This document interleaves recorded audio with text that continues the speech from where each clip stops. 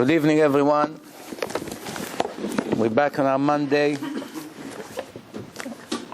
and we had two parashot that we read this Shabbat, and we're in the middle of the Omer. We just said 3 weeks into the Omer, so Lag BaOmer is coming very, very soon. Soon, before you realize, in 12 days, it's already Lag BaOmer. Like every year, more than 500,000 people will be in Meron celebrating the Yortzeit of Rabbi Shimon Bar Yochai. And we are actually now in the process of elevating ourselves into the most important day in history, which is Chag Shavuot, the Shavuos Day. The acceptance of the Torah, the day that changed history. If somebody asks you what's the most important event that ever happened in this world, the answer, of course, is the moment the Jews heard for the first and last time in history the voice of God. No one ever heard the voice of God. Only the nation of Israel, all of them, united around the mountain 3,323 years ago. Millions of Jews heard only 2 sentences. That's it. 2 sentences. The first 2 commandments. The plan was that they hear the whole 10 commandments from God, but they couldn't take the pain. It was very scary. Very scary. The noise, everything was shaking, fire, smoke, fog. The floor was shaking, a voice of a shofar, not a shofar that you blow in Rosh Hashanah. Shofar that made the whole world shaking. It's not only that it affected the area where the Jews received the Torah, it affected the entire world. There's many midrashim that the birds didn't make a beep. Everything in the world froze. There's even a midrash that the goyim looked up and they saw what's happening. And it's very interesting because this moment obviously is going to change the entire world, not only for the Jews, for the Gentiles as well. Up to this moment, everyone was supposed to know that he has 7 laws to keep. But if we know a little bit history, from Adam until Noah, it's about 1,500 years. 1,500 years, it's a long time. It's many, many generations. How many of the Gentiles, 1,500 years after Adam, the grandfather, that he received 6 commandments to keep? 6. And then when Noah came out of the ark, Hashem added 1 more, so it became 7. But how, before Noah, before the flood, before Noah came to the world, Noah and his sons, how many of the Gentiles really know they have to keep 7 laws? They didn't have Torah. Once later Noah came, so Noah became like the prophet of the world, because there's still no Judaism yet. Remember, Noah is a righteous man. How can you be righteous man then there's no Torah? The answer is, Torah was given to individuals. Adam knew parts of God's laws. Noah knew parts of God's laws. It was later Shem Va'ever, they had a yeshiva. Shem, in Hebrew, in English, Sem, anti-Semite. Sem is our founder. Later it became Avraham Avinu. But Shem and Ever had a yeshiva. What yeshiva they had if the Torah wasn't given yet? The Torah will only be given 900 years later. There was already yeshiva in the world that people came to learn the laws of God and psychology and philosophy and history of the world. There's a lot of things to learn. Later, when the Torah officially was given, now that's it. Now it's all more organized. Everybody has it. Like Chazal said, the world is 6,000 years and it's divided to 3 categories. 2,000, 2,000 and 2,000 years. First 2,000 years, Chazal say, Tohu, a mess. Mamash, everything, you know, it's a big balagan. Everything is a mess. Tohu vavo. Then, the next 2,000 years, Torah. What do you mean next 2,000 years? The Torah only was given 3,300 years ago, so 700 years into the second category, there was still no Torah. So why Chazal didn't say the world has 3 categories? For 2,700 years, Tohu, then 1,300 years, Torah, and then the last category, 2,000 years, days of Mashiach. Because right now it's divided, the words of Chazal, the sages, העולם זה 2,000 years of Tohu, 2,000 years of Torah, 2,000 years of Mashiach, the Messiah, days of Mashiach. So now, what is going on here? It should have been 2,700 years, because Chazal already knew that the Torah was only given after 2,700 years, approximately. So why they say 2,000, 2,000, 2,000? They have their sources, of course. But the answer is because after Noach, few generations after, it came Avraham Avinu. He was 52 years old when he started to spread the laws of God, that there's only one God, monotheism, you know. And he started to tell people you have to thank God for the food, and not to worship idols, and not to sacrifice your babies to the idols. So the first preacher, officially, that spoke to the public, and was Mekarev, doing Kiruv, what we're doing today here. The first one was Avraham Avinu, and he started exactly when the world was 2,000 years old. He was born in 1948. 1948. And when he was 52 years old, he opened his seminars to the world. He had a lot of money. In order for you to be successful in Kiruv, you must have a lot of money. Why? Because if you don't have money, you only get frustration. Lots of frustration. There's a lot of things you can do and you don't have, and you kill yourself. You eat your heart. Wow, if I only had 10,000, what I could do. If I only had another 5,000 now, I could have done this. If I had another 10, I will make another film. I will make another CD. I will duplicate another 10,000. Because the more you have, the more you can approach. Avraham Avinu was a very, very wealthy person. So what did he do? He found a way to make people interested to hear his speeches. How? By giving them a free hotel. Free hotel. Many people today in the world, they do the same thing like Avraham Avinu. For instance, I don't know, about 15 years ago in Brooklyn, I used to give a lecture. It used to call the Israeli house. What does it mean, the Israeli house? It was like a little club, motel, three floors house. Many single guys live there. Almost all of them were in the 20s. They live there for free. They come to New York. They can't afford the rent. They're all secular. So they come to New York, and what happened is, they tell them, okay, you want a place to live for free? And food for free? What are they going to say? Of course. So no problem, come for free, but there's only one condition. What's going to be your payment? You have to come to a Torah lecture between 8 and 10 in the evening. Every night a different speaker. Other than that, you do whatever you want. It's your house. You control it, you do whatever you want. But 2 hours a day, it's your obligation. You don't come, you cannot live there. They all agree. 90% of them became very orthodox. One after the other, Baruch Hashem, with Hashem's help.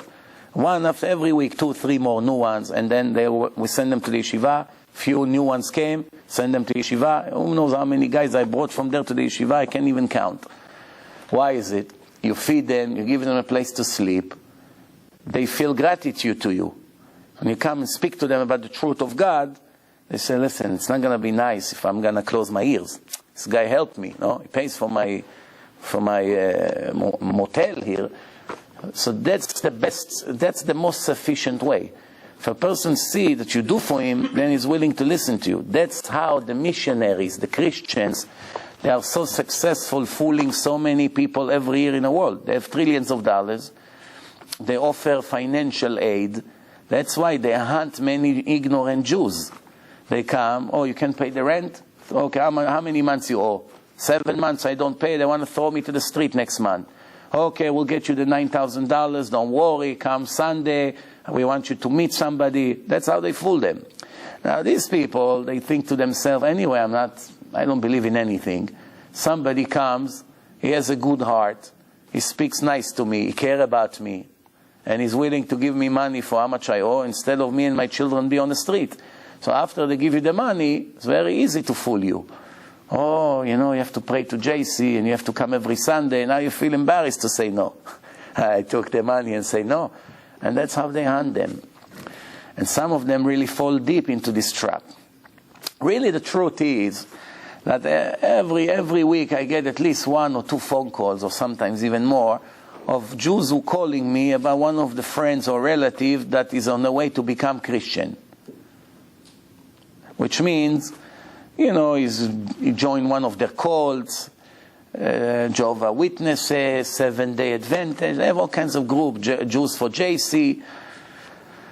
Really the truth is that when a Jew is not Shomer Shabbat, he's already considered a goy. It's really no difference if he's not Shomer Shabbat or he follows some stupid cult. It's really no difference.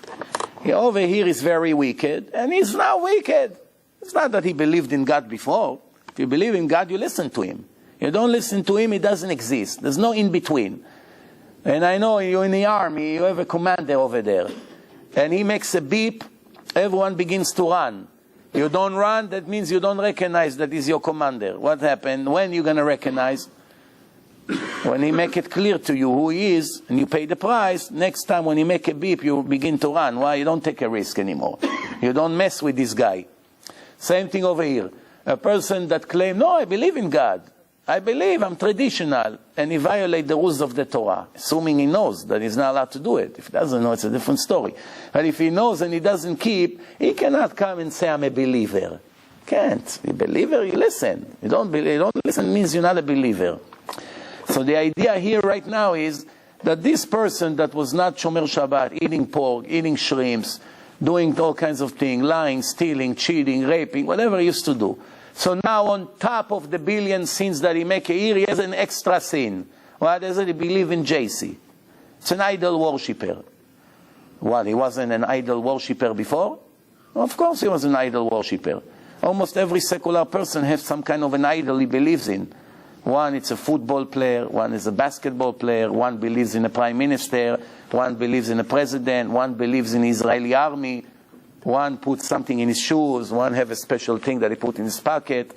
It's called kamea. What's the word for kamea in English? Amulet. Amulet. Everyone believes in something. So now he believes in another myth, JC. If JC ever existed. That's it. That's really the difference. So it doesn't make him really that much more wicked than what he was already. So if he was in 99, now he became 99.5. The level of wickedness. Really not that much of a difference. People should really get a lot more scared when a person is not keeping any mitzvot. Not because he joined some kind of a cult. What's in this cult? It's nothing really. He's already very deep in a serious problem. So the idea is like this.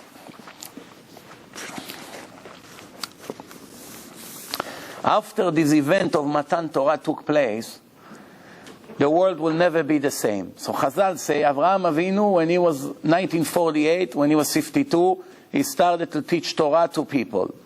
What happened to all the people that Avraham Avinu made religious? They started to believe in God and they followed some of the laws that were available. All of them went back to how they used to be. Not one of them stayed religious. Who knows why? No follow-up. Very good. I heard it from you. From me you heard it? I didn't believe someone will know to give me the answer. You shocked me. But you heard it from me. It makes me feel a little better. Very good. So that's the answer, because there was no follow-up. If you just show a person the truth and you know, oh, Baruch Hashem, finally I know God exists. Oh, finally I know the Torah is divine. Finally I know what I have to do. How long this fire will stay by him? A month after you left him, and that's it. Slowly, slowly, every day goes cooler, cooler, cooler, colder, colder. And that's it. After a month, what happened, Moshe? Where is the tzitzit, the kippah? It's too hot. Summer started. Going back to how it used to be. Why? Because there's no follow-up. You don't put him in a frame. You don't put him in an area that somebody will call him, come, shul, learning, Shabbatot, come for Shabbat. Once you push a person into the community and starting to get involved with the rabbi of the place, with the people of the shul, with the neighbors that are religious, he eats here, he eats across the street, he's starting to become a part of the community, that's a life-saving. If he stay isolated in the middle of Zimbabwe, why? He believes in God, everything is fine. He's not going to keep anything. Why? Because there's no follow-up. So Avraham Avinu was one individual. He showed people the truth. Everyone accepted the truth. And after a while, they all became what they used to be. So the question is now, why the Torah bother to tell us the story? After all, it had a bad end. if for instance, if somebody said, go to watch this movie, it's a great movie. You know, movies usually are very bad until the last 2 minutes. Then there's a happy end, everyone goes home smiling, the hero didn't die, we thought he died, but he showed up, you know. In the end, the couple got married, it looked very bad, but in the end, the two heroes of the story finally united. Whatever the story is, or he finally came out of jail, or you won the war, depends on the movie, no? So if you watch a movie, the entire movie is great, in the last minute, the hero got a bullet in his head and died. It ruins the entire fun of the movie. You won't recommend this movie to somebody else. Should I go to watch this movie? An hour and a half from the movie was very interesting. Very interesting, nice, you enjoyed. The last 5 minutes was so bad, you're not going to tell your friend, oh, don't go to watch this movie, horrible. Because it goes by the end. So if the end of the story with Avraham Avinu was so bad, why it's in the Torah? Better not even mention it, no? What do you learn from here? The truth. How it works. Yeah, but you think Hashem told us all the truth in the Torah? He told us what he wanted us to know. There are many things that happen in history that Hashem didn't bother to write in the Torah. Promise you. Teach us. To teach us. Teach us what? What do we learn from this? Follow. No follow up. Good. If no follow up, then you just do it. Good.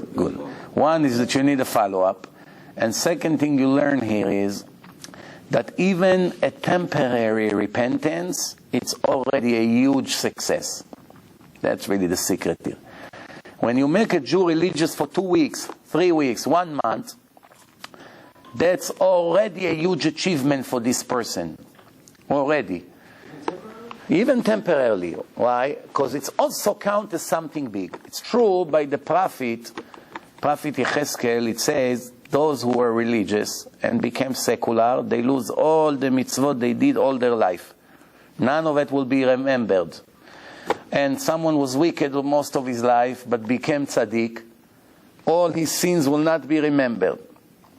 But even if a person get up and make tshuva for 1 hour, sometimes in a seminar, people get up on a stage after the seminar and they cry from excitement and they do Kiddush Hashem. It was already something very big for them. Even though later they ended up falling down, Hashem would analyze what they did or not. But already it wasn't a waste. Why? Otherwise, why the Torah praised Abraham so much that he made so many people love Hashem and believe in one God? In the end, they all went back to their idols. What's the point? The point was, even if you took them out of their nonsense for 1 year, it was already worth it. You didn't waste your time. There's one more reason. The Torah says, ואת הנפש אשר עשו בחרן. Hashem said that Avimelech told Abraham, take the nefashot, take the souls that you created. But in the end, what's the point of taking them? They're going to become idols worshiper again. So what's the point? What's the value of something that looks good, but in the end it's fake? It's all fake. The answer is, yes, in the end you're going to find out that it didn't work according to your plan. But one thing we know already, that when you make a person religious, and in the end he turned back and he chose the bad way, somebody has to get his share to the world to come. He has to go to someone. Every person has a diamond in his hand. Like in a Holocaust, right? If there is 1,000 Jews, and they decide now who goes left, who goes right, which means those who goes right, leave. Those who go left, die. Right? So if you have a $10 million diamond in your pocket, you're hoping to survive the Holocaust, to run to America and start a new life. But if they tell you you go left, and your friend, you hardly know him. Your friend's from yeshiva, from school. Not your brother, your friend. Standing on his, they told him go to the right. You went here and he went there, and you have an opportunity to throw the diamond to him, or to take the diamond with you to the gas chambers. What are you going to do? You throw it to him. No, why? Why to burn it? At least one Jew, maybe will start a life. Maybe one day something good come out of it. I cannot have it. Let somebody else have it. They say about Zusha, Rabbi Zusha, I think it was him, but it doesn't matter who, as long as we know the point, that one time he was on a train, and before the train started to go, one of his gloves fell from the window on the truck. Now you cannot come out of the train and go where the trucks, because train's coming next to you. So he threw the other glove. He said, one glove I'm not going to use. And the person who will find one glove would not be able to use. So at least if I lost it, let him have two. After the trains leave the place, somebody can jump in and pick them up. At least somebody will enjoy it. That's the right thinking. Understand? Same thing over here. Hashem said every Jew is born with a ticket. The ticket it's priceless. It's worth fortune. There's no price to the ticket to life of eternity. If now a person has $100 billion cash in his accounts, cash, and Hashem comes to him moment before he dies, and he say, I want you to give all the money to this rabbi, and for that I'm going to give you life of eternity. Or to give it to his children, to buy, to become rich, what do you think he's going to do? Moment before he died. God comes to him and say, okay, you want to get life of eternity? You want to go to heaven? I want you to give all the money to this rabbi. He's going to do good things with that. Or give it to your children. Let them buy some more drugs. Which one of the two you think he's going to do? He's going to give it to the rabbi. Why? Because he's worried about himself. If Hashem doesn't come to him, he knows it's not good to give it to his children. But does he have a better option? Some people, they're smarter than this. They give a little bit to their children if they're not righteous. If they're righteous, big mitzvah to help your children. But if your children will take your money and do lots of sins with that, because the wealthier you are, the more sins you can afford. You can afford more non-kosher food. You can afford more fancy car, to get more girls, to make more sins with the girls, to go more to bad places, to go to more non-kosher vacations. When you broke, you have lots of dreams to make sins, but you cannot afford any of them. When you're multi-millionaire, you can afford any sin you want. So obviously the money is a poison for him. So why are you giving him money? If he's a drug addict, it's good to give your son money? Only if you're not normal. He wants food, I'll buy you food. You need a car, I'll buy a car. It's going to be on my name, and you drive the car. Not on your... Why cannot be on my name? Because tomorrow you sell it for 1 little gram of heroin, whatever you buy over there. It cannot be on your name. If he could, he sell his father for 1 day drugs. They can control. Nothing should be on their names. I had a case, I don't know, recently, not that long time ago. Husband and wife that wants to divorce. Very interesting case. They have few children. The daughters are all about to marry goyim, non-Jews. And the son is more traditional. He's not going to marry a goya, but he's a drug addict. As soon as I saw him, I looked in his face. I thought it was clear to me that he's under heavy drugs. Looked at his eyes. So after he went out, I said to him, what, you don't see your son is deeply in drugs? What are you going to do? So the wife said to him, see, I've been telling it to you for years. He saw it in 1 minute. He also saw, but he didn't want to admit, like want to live in a lie. He didn't want to admit. But now I gave it to him right in his face. First minute of the meeting that we have, supposedly Shlom Bayit, I told him that. So now they want to make some kind of an agreement how to share their money with them. If they do Shlom Bayit, so they won't get divorced, but he has to do some things for her to agree to be with him. And if they get divorced, you have to know how to share the property. So he said, so I said to him, you have to give her half of this, half of that, and if one day you get divorced, you cannot. Your wife is an integral part of you. You cannot hide from her how much money you have, not giving her anything. She's living with you. She helps you. She works with you. You cannot do this. It doesn't work that way. Because even if you divorce her, you have to give her. So he said, no, I'm not going to give her. So I said to him, listen, if you die, everything is on your son's name. In 1 week, it's all going to be gone. And sell everything for drugs. You don't get it?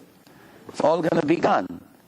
Yeah, you love your son, but when a person is a drug addict, you're not allowed to leave him anything. If you leave it by a person to pay his rent, to pay for food for him, fine.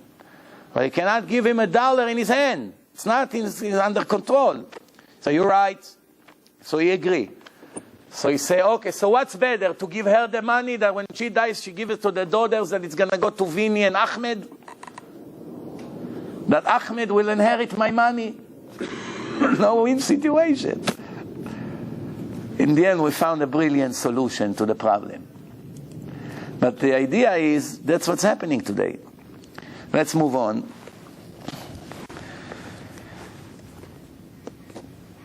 We are now in the last 2,000 years.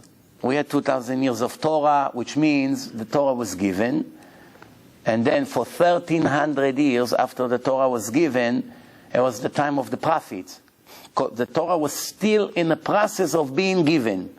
Yes, the 5 books of Moshe was given, but then the prophets, until 2,000 years ago, no more prophets. The Gemara say, 2,000 years ago, after the destruction of the second temple, there will not be any more prophets until the Mashiach would come. If somebody will be able to say a prophecy, it's only a little kid that doesn't know what he's talking. Hashem put words in the baby's mouth. Or a retarded person. Retarded, brain damage. He may say things, like today we have the autistic kids, they say things, they cannot talk one word, but they can type in a computer all kinds of things, and they know the future, and they tell you things, this is scary. The autistic kids.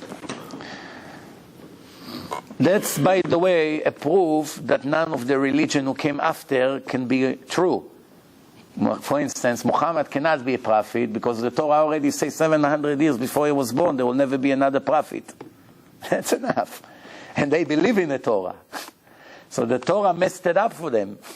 They just didn't know that detail. There's not going to be any... You see, from the time of the last prophets, who was that? Malachi, Haggai, the last 3 prophets that were in the Knesset HaGdolah 2,100 years ago. That's it. There's no more prophets from then. The Tanakh was concluded. 24 books of Judaism. Nothing was added to the Tanakh in the last 2,000 years. Why? Like Chazal say, 2,000 years of Torah are finished now. In order to keep the Torah, they wrote the Talmud. The Talmud Yerushalmi 2,000 years ago. The Talmud Bavli was concluded about 1,600 years ago, just to keep the oral Torah alive, not to lose it. But the Torah was given between Moshe Rabbeinu to the last prophet, from Avraham Avinu until the last prophet, 2,000 years. 2,000 years of Torah. And since then until now, 2,000 years of Mashiach. But how? 2,000 years of Mashiach. Here, now already almost 2,000 years since the temple was destroyed. There's no Mashiach. So where is the Mashiach? The process of Mashiach, it's a very, very long process. And the Torah already told us, the prophets already told us clearly that there will be a very long delay. Af al pi sheitma'amea, we sing it, but we don't pay attention to the words. We sing, but it's words from the Tanakh, the prophets. Wait for him every day. Wait for him every day. Even though he will get delay, af al pi sheitma'amea, itma'amea means in Hebrew, will get delay again and again and again, and next week, next month, next year. Bo yavo. In the end, don't worry. For sure he'll come.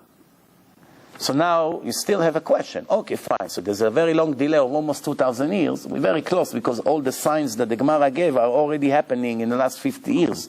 Everything. So which is you can already smell the bread is coming out of the oven almost. They already opened the door. You smell it. Soon it's going to be out. But the Torah says there will be 9 months like a pregnancy. Chevle leda. The cord, chevle leda in Hebrew, it's an expression of the suffering of giving birth. From the minute the woman conceived, when she's throwing up and all the problems that she has in the first 3 months. And after that, until it's keep growing and growing and it's heavier and it's harder and she has to lay down and she cannot do anything. When it comes to the last few days before she gives birth, the contractions begin. In the beginning, every hour, a little bit. A little one, and another one, and another one, and then every half an hour, and then every 20 minutes, every 10 minutes, every 5 minutes, every minute, every half a minute, and you know. When the suffering is constant, you move from one event to the other like these days, then you know it's any minute you're going to hear the crying of the baby when Mashiach will be born to the world. Every person that is from the family of King David has a potential to be the Mashiach. There's two problems. One, none of us know if we are from the family of King David. So everyone has a potential to be a Mashiach. Everyone, except a Kohen. Kohen, he knows he's not from the family of David HaMelech, because he's from the family of Aaron HaKohen, and David HaMelech wasn't a Kohen. So in that case, the Kohanim and the Leviim are not from this family. But other than that, every potential Jew, except the converts, those who converted now, those who converted many years ago, we don't know. Can be that we are descendants of a convert that converted 500 years ago, so we don't really know. In that case, we don't have a chance to be a Mashiach. We don't have. But if it's an original Jew from birth, that his parents, grandparents, everyone was Jew from birth, and is from the family of King David, he has a potential to be the Mashiach. Well, what happens if he's Mechalel Shabbat? He doesn't have any potential. He's a goy. He's considered a goy. How can he be Mashiach? So right away, if he had a potential, he's gone right away. Once he started to be Mechalel Shabbat in his bar mitzvah, gone. If he's eating not kosher, how can he be Mashiach? If he's not learning Torah, he doesn't know any Torah, then right away he loses the opportunity that he had. He could have been, but he didn't follow the guideline. So he cannot be Mashiach. Who can be Mashiach? Someone that everyone admire. Big Chacham, Yereh Shamayim. Every question you ask, he knows. Everyone love him. Ahuv al Habriot. Somebody big. Like someone like Rav Steinman. Sheikhie L'chaim Torah is 100 years old now. If somebody in this generation deserves to be a Mashiach, he's one of the candidates. There's few others, but why is like this? A perfect Jew. Big Talmid Chacham. Very, very humbled. Living in poverty all his life, even though millions of dollars pass through his hand every month, and he gives it out. Very, very big Chacham. Look, you come to his house, you can't believe the way they live. Millions of dollars pass in your hand and you give it out, and you don't even buy yourself a normal chair, normal table, the same table 60 years. All moving, fixing, this, milk cart. They sit on milk cart. Bed, few mattresses like this. Very, very, very simple lifestyle. Like the Chafetz Chaim. They made an article, I think, in 1937 about the Chafetz Chaim in New York Times. The most important rabbi in the world, and they took a picture of his home. That was the article. How can it be? Every Christian leader, servants, gold, fancy, Picasso pictures, everywhere he goes. The most important person in the world live in a shed. Took a picture of Chafetz Chaim, sit outside. That's the only picture from him, by the way. With a beret hat. One picture, black and white, sitting outside of his home. Chafetz Chaim. Chafetz Chaim had an uncle that was very rich. And the uncle always used to tell him, hey, come to visit me. Come. He wanted the big rabbi to come to his home. So he used to send him a letter. I don't like to walk over the Sefer Torah scroll. That was his answer. This uncle didn't understand. What is he talking about? I don't want to walk on Sefer Torah. So he sent him again. There was no telephone in those years. So he sent him a letter. So the letter came after 2-3 weeks. So what did he say? Why don't you want to come visit me? The food is kosher. We keep Shabbos. We are very religious. Chafetz Chaim wrote again, I don't want to walk over the Torah. So he sent him another letter. He told him, I don't understand. What is this? You keep telling me you don't want to walk on the Torah. There's no Torah on my floor in the house. So he wrote to him, your house is full of Persian rugs. Very expensive handmade Persian rugs. That's Torah for me. Why? If this rug, antique rug, cost you $50,000, and the other one $40,000, and this one $150,000, and you have almost $1 million rugs on the floor in your house, when thousands of people that learn Torah cannot afford to eat one normal meal in the morning, and they're dizzy because there's not enough food, or they sit in 100 degrees with huge humidity and sweat and cannot breathe because there's no money to pay the electric or to put sugar in a coffee to stay up, and you burning the money on this nonsense, for me it's walking over the Torah, because this could have revived the Torah. It either go to the Torah or it go to the nonsense, no in between. Now I know what you're going to say. How do you know? Maybe you give also lots of tzedakah. Of course, most of these wealthy Orthodox Jews, they give a lot of tzedakah. Most. They give. They don't give nothing compared to what they're supposed to give, what Hashem expects them to give. Remember, I told you, there are two categories. There's ordinary people, ordinary, even wealthy, but ordinary wealthy. You know, he makes a good living, he lives in a normal house, nice car, can afford to drive here and there. Wealthy, he pay all his bills, doesn't have to worry about the mortgage, very nice. But there are multi-millionaires or billionaires, hundreds of millions, billions, and they have to ask themselves only one question. If any of them would listen, think. This is what he has to do. He has to say, okay, Hashem could have given me $5 million and I'll still be wealthy. Pay the yeshivot, I pay the house, pay the mortgage, eat good, not worry about my future. I live okay. But why he gave me 500 million? Why? It has a reason. Why he chose me to give me all this? Because he expects me to do something with that. Now let's think. What does Hashem expect me to do with that? To pay $1 million for my son bar mitzvah, to ruin his life? That $50,000 worth of fish, and then another $50,000 chicken, and another $30,000 flowers, in the end will all go to the garbage by the end of the evening? Is that what he gave me the money for? Did he give me the money to drive a $300,000 car? Yeah, of course I can afford it. Or maybe he would prefer I buy $20,000 or $30,000 normal brand new car that drive very nice and smooth. And with the extra 270 I was about to burn on this Bentley, maybe I will keep the yeshivot going another 3-4 years without problems. And create another billion of mitzvot in the world. To make Hashem very happy than this stupid car that everyone makes his evil eye on it.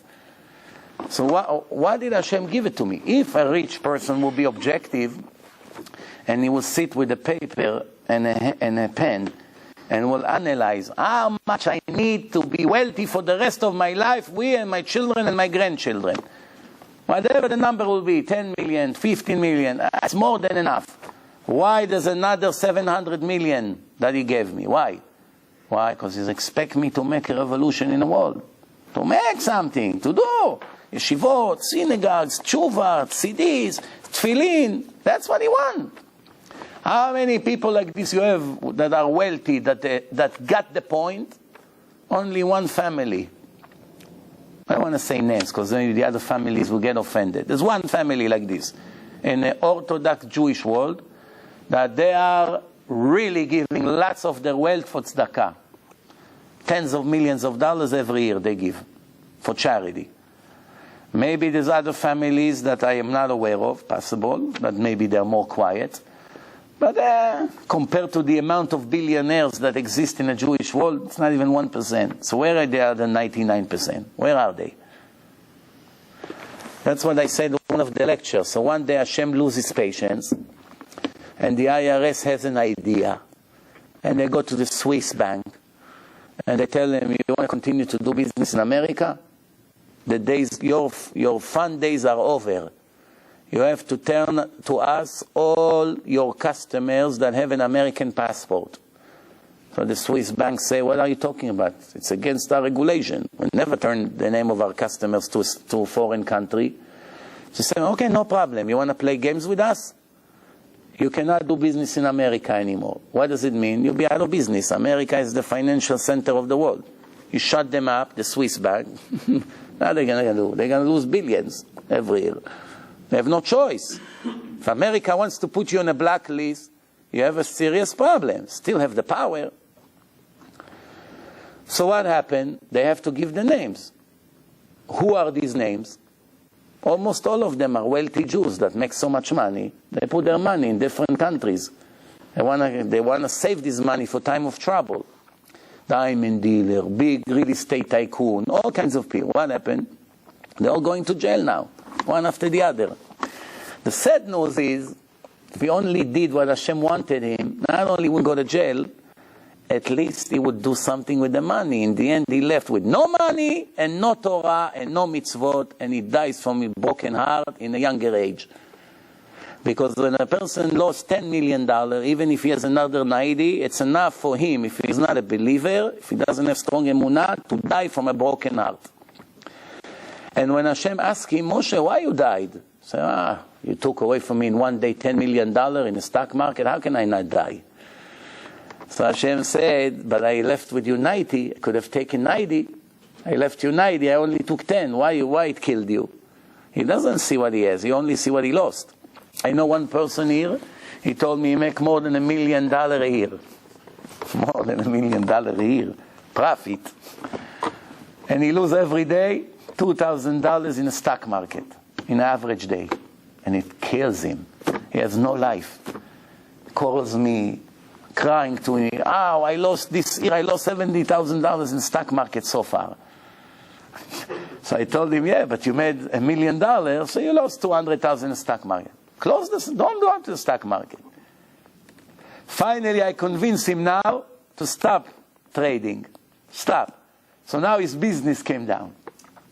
Why? Because Hashem wants him to lose.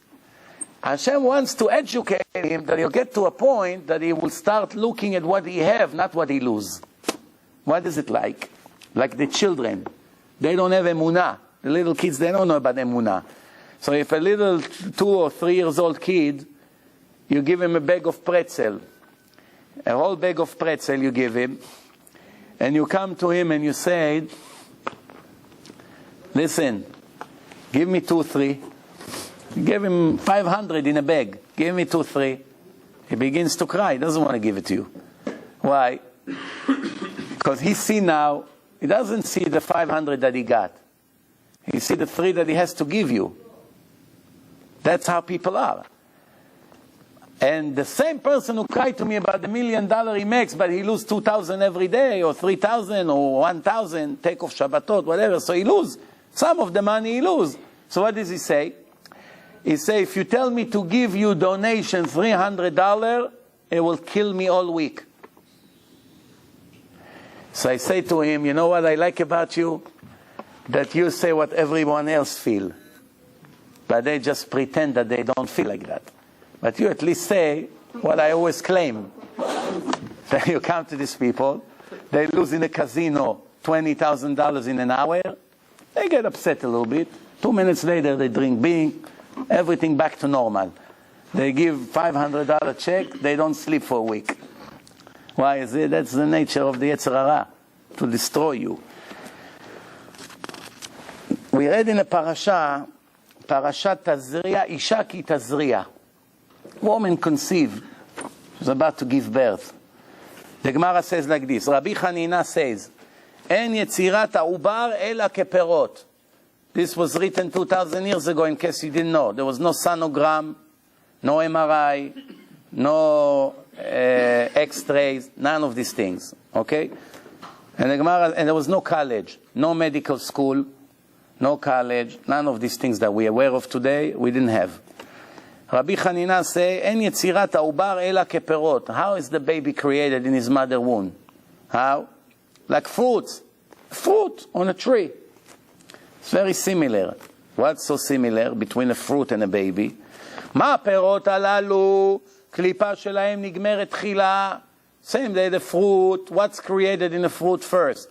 After the tree grows. And then the branches. And then the leaves. And then some dots starting to come.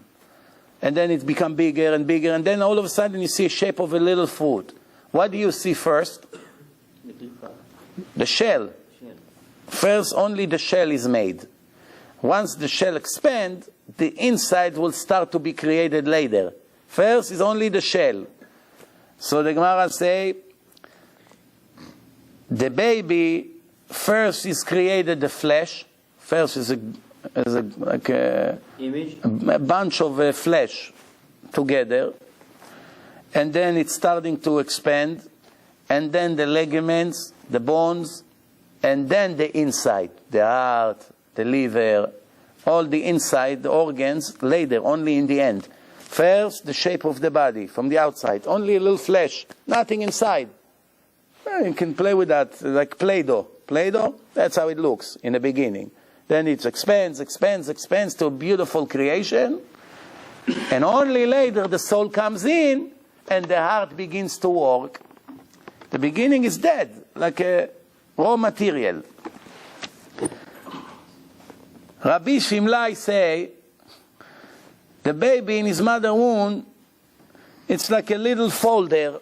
It's folded, and his hands are on the side like this, and his knees are up. It's folded like a bean. You know the shape of a bean?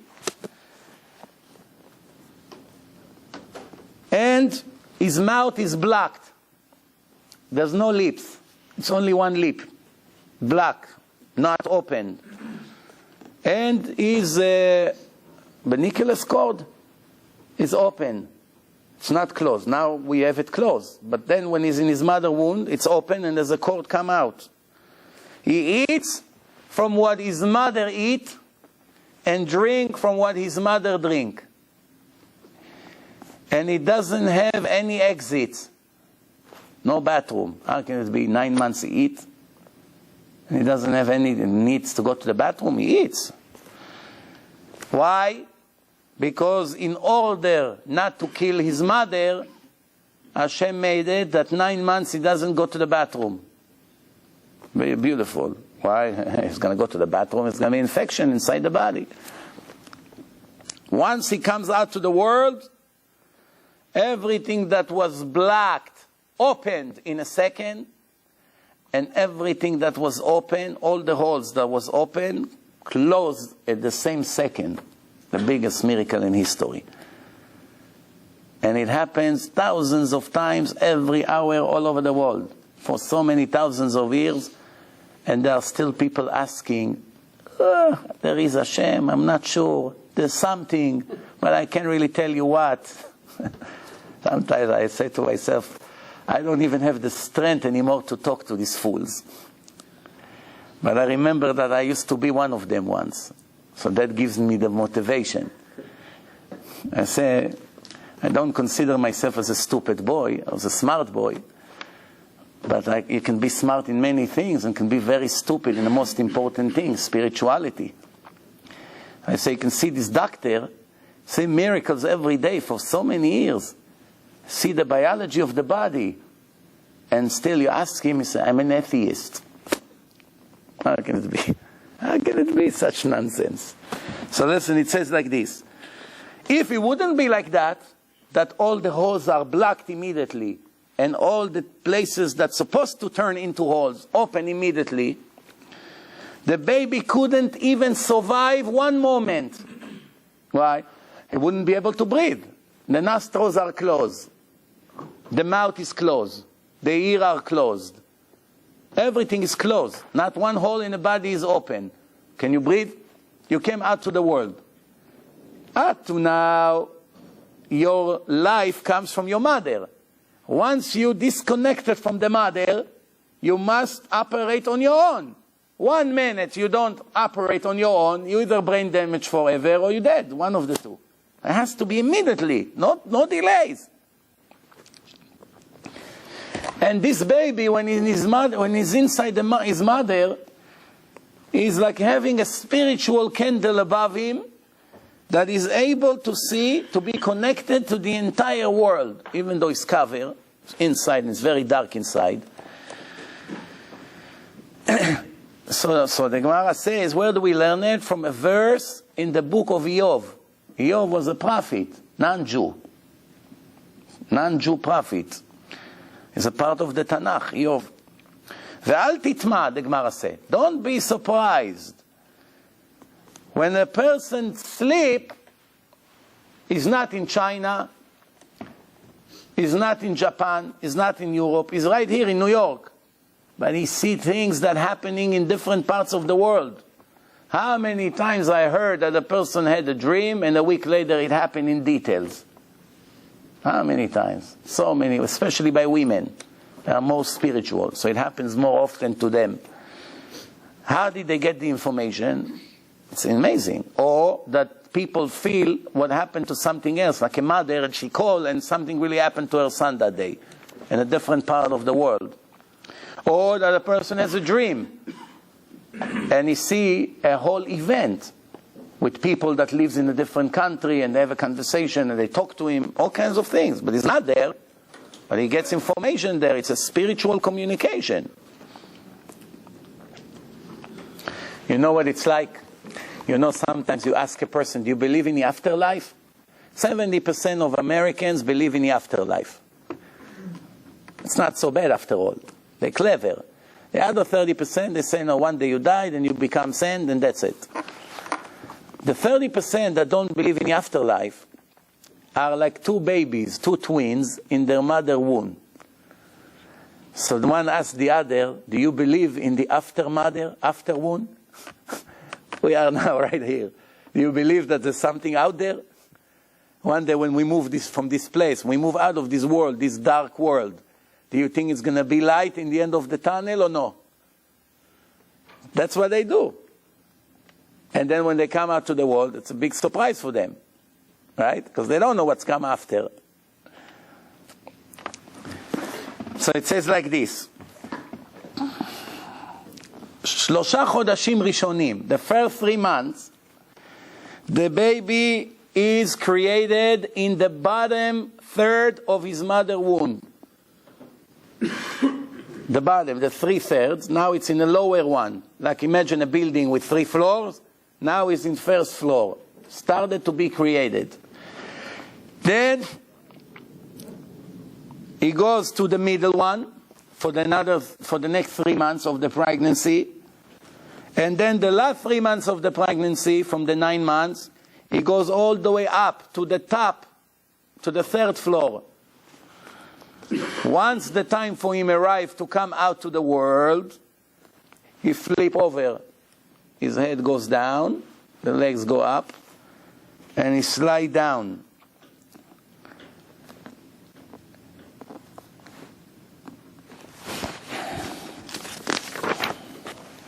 Three partners in a creation of mankind.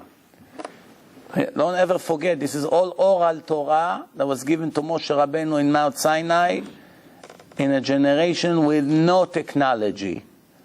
No screens, no hospitals, no computers, no devices, none of these things that we have today. A very primitive world, 3,323 years ago. All this information was given to us by Hashem, the creator of life.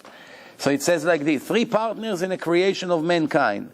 His father, his mother, and Hashem. 3 partners. The DNA of the father, which is the lighter color, creates the brain, creates the bones, creates the ligaments, creates the nails, creates the white in the eyes. That part comes from the father. The mother DNA, which is reddish, more reddish, the stuff that she contributes, the flesh is created, the skin, the pupils inside the eyes, the hair of a person, the hair, and Hashem is giving the spirit, the soul, the image of the face. He designed the face, he's the artist. He gives the ability to see, which means he connects the soul into the system of the eye, because some people have a soul and they have eyes, but they can't see, the blind people. It's a brilliant idea to take a soul, which is an energy, and connect it to the eyes, that a person will be able to see and to analyze billions of things in a second, colors, anchors, ceilings, all kinds of things that he see around him all the time and he doesn't even pay attention, and constantly transfer all to the brain, and the brain analyze everything. It's amazing. It's an amazing system. In 1 trillion years, science will never get to the level of the brain and the eye working together. In 1 trillion years. And everything we see today, video cameras, these, computer, it's brilliant. The science is advancing in an unbelievable way. doesn't get to 1% of 1% of the brilliance of one brain or the system of the brain in the eye. And the conscience and the way everything is recorded when you go to sleep, everything is digested, how it translates into feelings. There's two different things here. You see something physical and it creates emotions.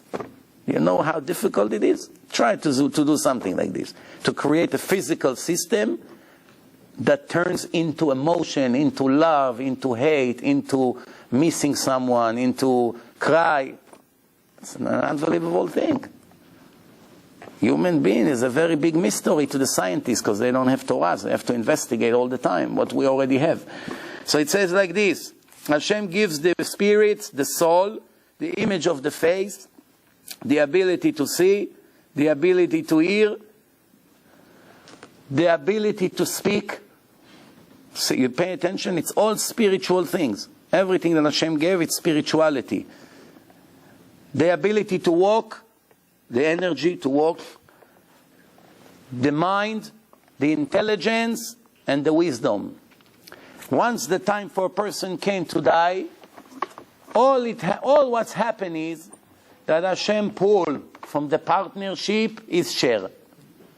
What is it like? 3 partners open a business. What did they open? A bagel store. One put the money, all the money. One is the accountant genius and marketing, so he's on the finance. And one, excuse my language, is a total moron, but he knows how to bake bagels and muffins. He's a very good baker. He has no brain. And he knows how to do, what to do, how to let the dough rise. He knows, that's his job. Doesn't know English, cannot write his name. What happened if this baker decided not to show up for a week? The 2 other partners, the brilliant one went to Harvard, and the multi-millionaire who put all the money. They're worth something? They're worth nothing. So the father and the mother, yeah, they created what the body needs. Without it, it's worthless. But the talent, the specialty, it's Hashem. Without him, there's no business. Once Hashem takes his partnership out, everything goes to the grave. And they become food for the worms. Every time a person thinks how great I am, the Gemara say, right away think, as great as I am, what's going to be my end? Lousy worms and snake will eat me. I'm going to be the food or food for the fish, depending where you end. Or I'm going to end it up on my son's living room shelf. That's what they do. Criminates the body and they put it on a shelf. What's that? No, don't touch. What is this? Sent from the Dead Sea? No, it's my father and mother in a jar. You're laughing? It happens to me once. No, be careful, it's my father.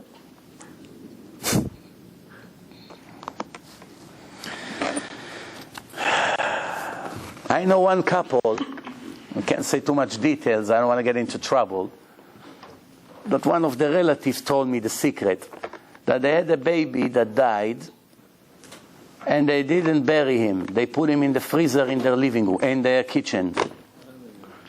The baby died, was a baby, few months old. They put him in a freezer, nobody knows that he died. They put him in a freezer, he's there for years already in a freezer.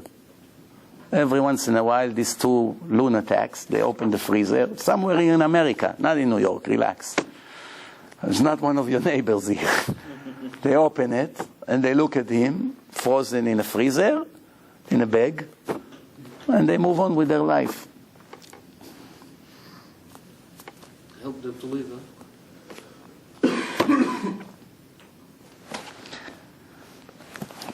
If I could, I would say another detail, but then some people would begin to recognize who they are. It's already, that's as much as I can. But it will be very juicy, what I'm about to say. But then I know what's going to happen tomorrow.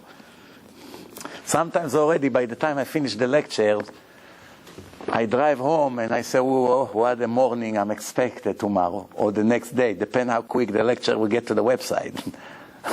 It happened a few times because of one word in a lecture. I just couldn't post the entire lecture. It was a great lecture. One sentence, I can't put it on. Why? I know it's going to get me into a lot of trouble. It happened one time that I said that there was a guy that was trying to go on so many shidduchim for 10 years. He went to hundreds of shidduchim, hundreds of dates. Nothing happened. So I said, if somebody wants to get married, there is almost a guarantee, sgula. Guarantee. What is it? You come work with me 2 months in Kiruv, you get married. Why? The Satan say, you know what, this guy is making me a big damage. He's helping, he's bringing people to lectures. Let me get him busy on dates. Fall in love with a girl, and she's going to say, you want to marry me? I don't want a guy who goes every night and leaves me alone. I want you at home. So right away, after he gets on a 3-4 dates, he says, okay, Rabbi, you know, I cannot, I'm on a dating now. So I can't really help anymore. It's to gather people, bringing chairs, setting up the room. So now, Baruch Hashem, he goes on this. This guy tried so many hundreds of times, didn't work out. He started to work a month, 5 weeks, 5 or maybe 6 weeks. Started to make activity in some town somewhere in New York State. Lots of activity, almost every 2 days, big lecture, different places, in big houses, in synagogues. After 10 years of frustration, met a girl, 3 weeks later got engaged, and he's gone. Why? Why? Because the Satan say, it's worth it for me to give him something that I hate to. I won't be mekatreg. Why many people don't get married, you know? Well, Hashem doesn't want those people to get married. There's something that the father wants more than his children will get married and establish a kosher home. It's the dream of every parent. If the father and mother dream that their sons and their daughters will marry to somebody good and they have a great family that they can feel proud and happy, Hashem multiply it by trillion. Because when the father is crying for his son, Hashem is crying a lot more for the son. Because we all his sons and all his daughters. Banim atem laHashem Elokechem. The Torah says, Bechol tzaratam lo tzar. In all the problems of the people in the world, Hashem is suffering more than the actual person. Whatever that means, suffering. It's hard for us to understand how Hashem suffers exactly. But Hashem is very upset. Emotionally. It's a spiritual trait. Sad, upset, sometimes angry at us. So what's happening here?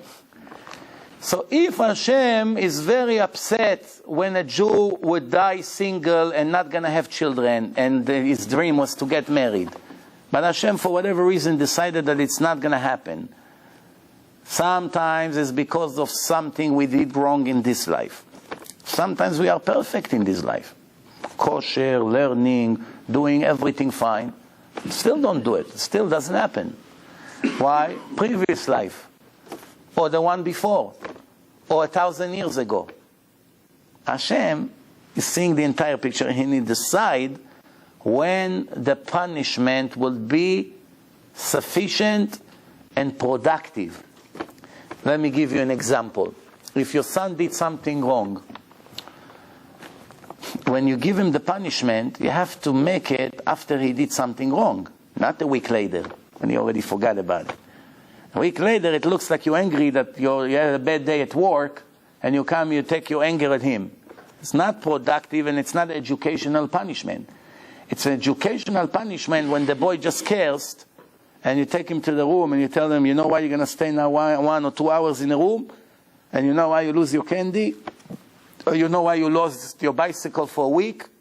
And whatever the punishment may be, because you just say a very bad word, and you give him a few minutes speech, and I'm doing it because I love you, it's nothing against you. That's the only way that we will educate you in the right way.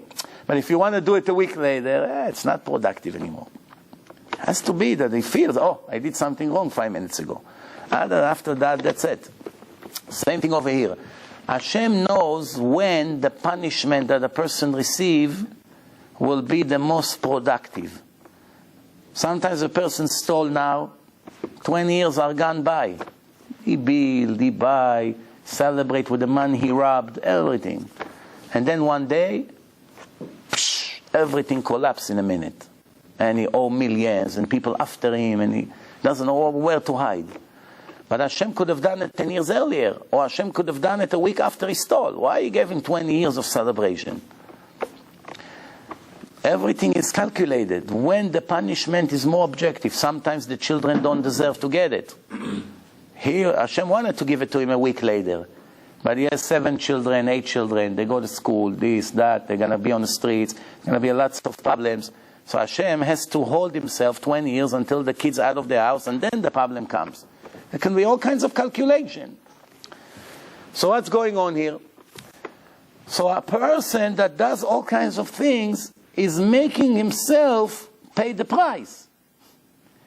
And Hashem has to give it to us, and he suffers more than what we actually suffer, because he has to punish us. Just like the father suffers when he gives a punishment to his son, you see how he cries in a room, going crazy, or whatever the case is, you feel bad. But it's very necessary. So this is what's happening here.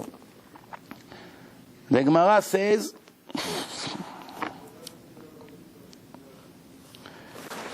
it says like this.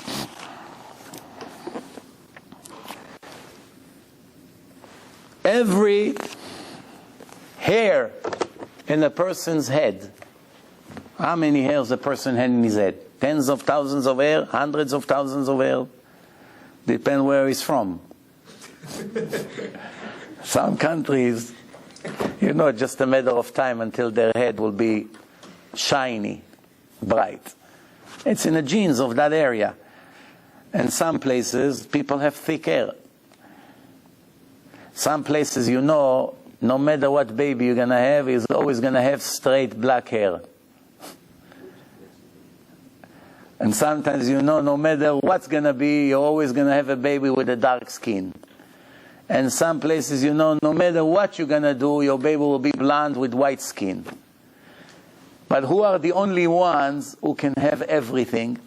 That have all the genes of all the continents? The Jews. Because they move from one continent to another all the time.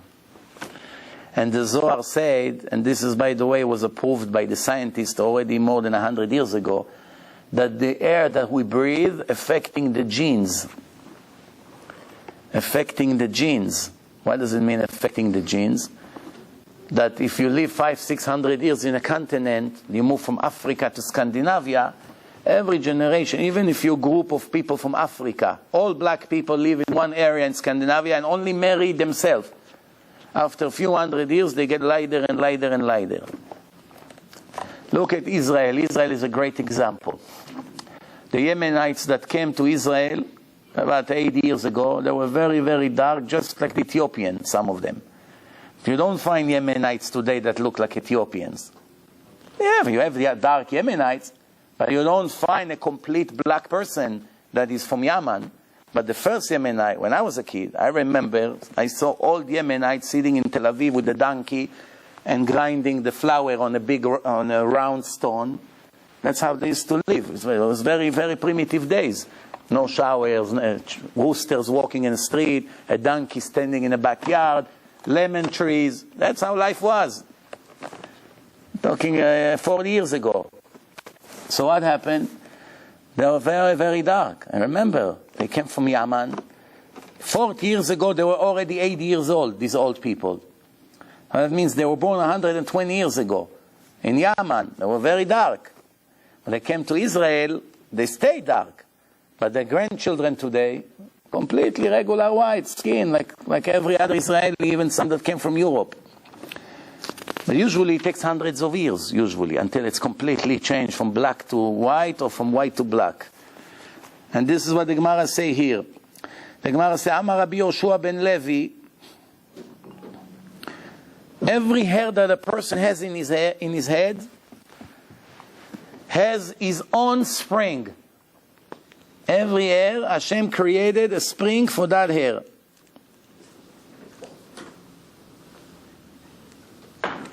Why?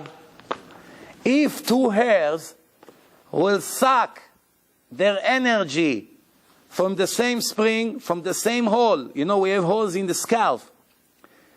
So if two hairs would be growing from the same scalp, from the same hole, what would happen? The person becomes blind.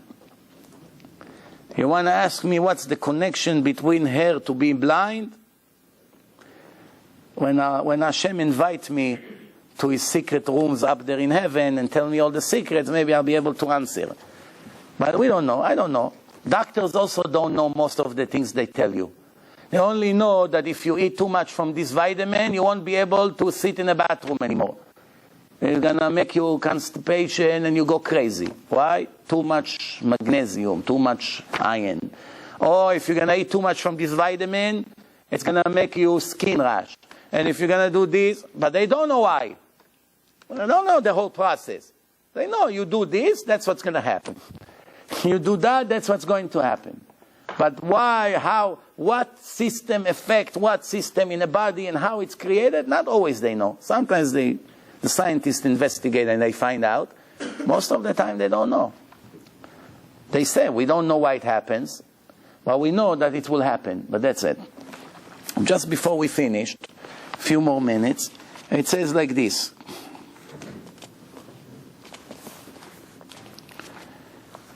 One Kohen used to work and check people with leprosy. You know, the parasha was talking about Lashon Hara, someone who speaks gossip.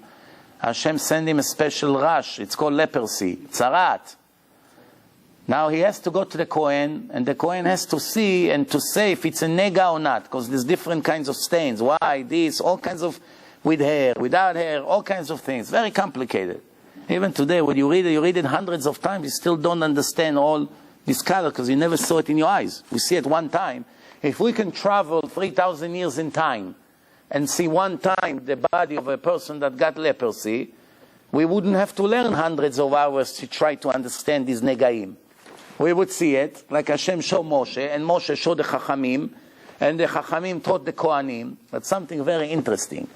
If he comes to the Kohen evaluates his skin, and the Kohen says it's a naga. We have to isolate him, put him in a camp, out of the public.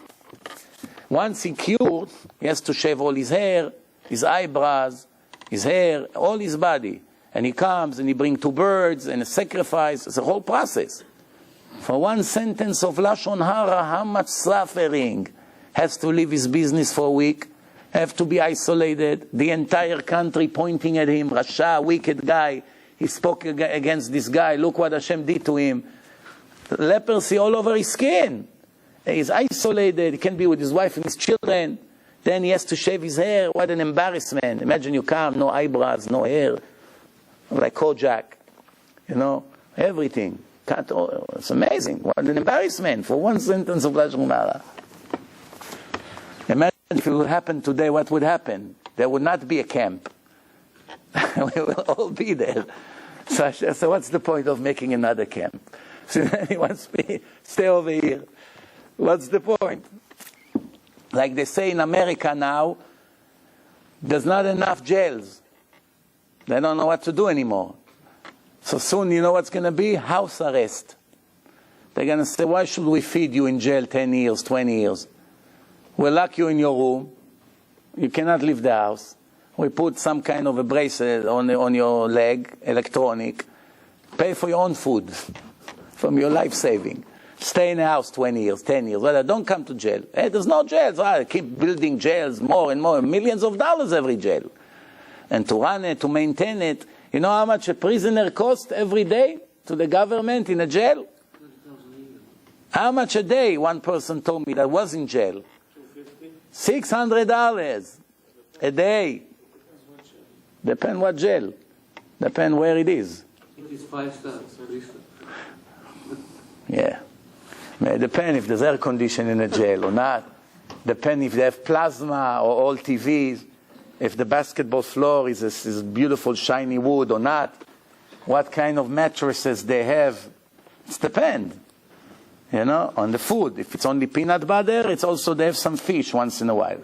$600. It's include the doctor, the medical, the heat, the electric, they pay for the cups, for the security, for the entire system. So they build it up, $600 a day. Hashem Yerachem. Why it's so expensive? Because most of the jail are operated by private people. You know that? It's not owned by the government. You and I can open a jail. All you have to do is that you don't have a criminal record and you have hundreds of millions of dollars. You can pay for the whole facility, and the government will pay you for every prisoner X amount of dollars per day. You make fortune. In Israel, they already started to build a private jail. But some people in Israel still have some decency and a brain still left in their head. So they stopped it when the jail is ready. It was ready to move in. Looks like Hilton Hotel. They stopped it. If I'm not mistaken, the Bukhari and Lebayev was supposed to own it, or he was a partner over there. They didn't pass the law. They couldn't operate this jail. Why? Because they saw what's happening here in America. Since it's a business, everyone get a kickback from it. The police, the people, the judges. It's a very big factory. Every prisoner you send, you get commission under the thing. It's a very big thing. Innocent, no innocent. We're all making money. Pretend you didn't see. That's what makes cops sometimes plant drugs in people's place. Why? It's very good business. Put him in jail. This is going to be 10 years, 20 years. Everyone makes money. There's many mafias in the world. Some has a kosher stamp on them, some don't. But they're all mafia. The army is a mafia. The court system is a mafia. The police is a mafia. Everything is a mafia. Just the Italian mafia is well known as a mafia. But they own the politician. They own the biggest mafia in America. Who knows who they are? Maybe I won't show up next Monday. You know what happened to me. Now you know why. What's the biggest mafia? There's one mafia is bigger than the government. They control the government. Two mafias. There's two mafias. Two mafias. The pharmaceutical companies, all the politicians are in their hand. They don't let medicine that they don't want come out, even though it can save millions of people. They create sicknesses, they create germs, they create all kinds of things. The politicians work for them, they get millions of dollars under the table. They murder scientists to invent medicine every day. It's a whole known thing. There's many books were written about it, but they are so strong, they're stronger than the government because they own the government. It used to be the mafia used to own the politician. Politicians work for the mafia. Now, Baruch Hashem, the government became stronger than the mafia in a way, but they control this country. And who is the second one? The oil company.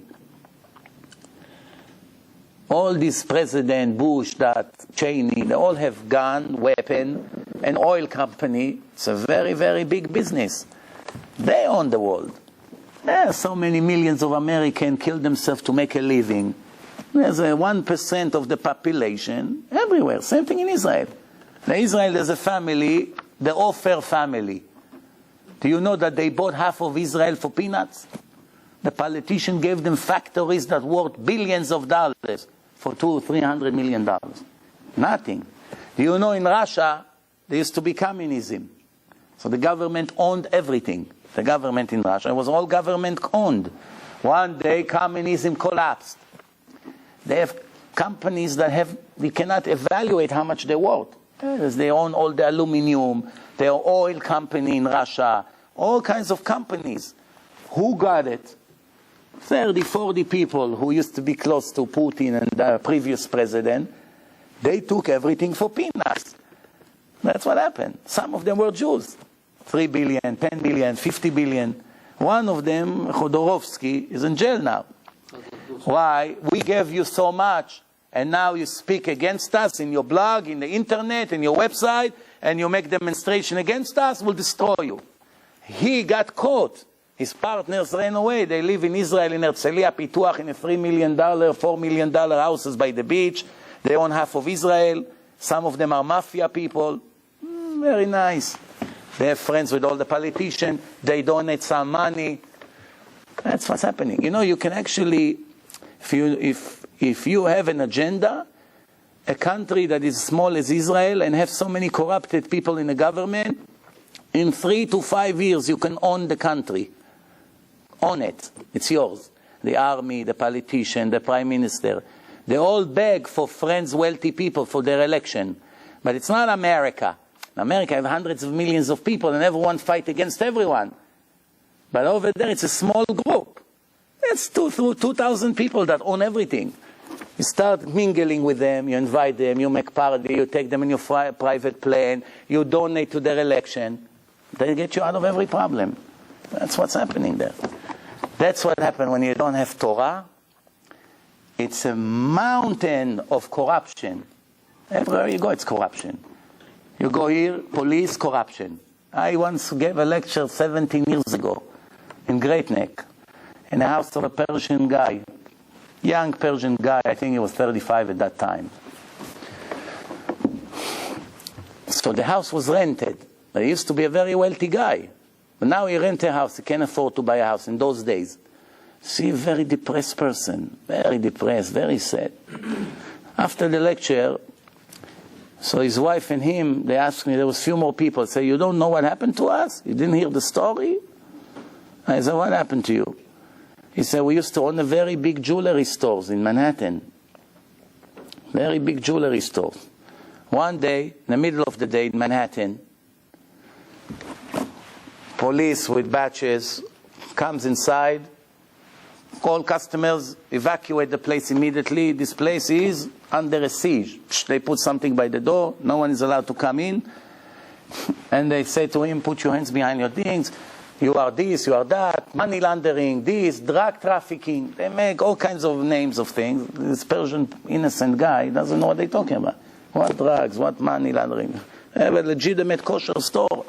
They put handcuffs on him and his workers, whoever was there, arrest them, took all the diamonds and all the gold, everything into bags. It's all seized by the police now. Put him in jail. Poor guy. Hashem prepared for him a very hard test. In which jail he was, which room? With the biggest mafia of the last 100 years, John Gotti. Same room. Same room with John Gotti, this poor Persian guy. And of course, John Gotti made him miserable. Didn't let him sleep before he fell asleep. He has to shine his shoe. You know, he was worried. He was very afraid of him. Bottom line, after years of fighting, it was a case of corrupted cops who robbed him. Robbery by the police best men. They robbed everything. And it was all over the newspaper. Innocent jewelry guy was robbed by the police. Okay. So now what do you expect after many years of suffering, sitting in jail for nothing, took away all his millions, whatever he had? What did you expect? That the government will pay him some kind of compensation, no? Put him back in business. Even the jewelry that they stole was never returned to him. Stayed with nothing. Lawyers, this, nobody gave him back the money. They cleaned him from all his life saving. Whatever his family had is all gone. He lives in a rent now, in his tiny apartment, in a house, whatever. And that's what happened. And who knows how many innocent people like this we have every day here.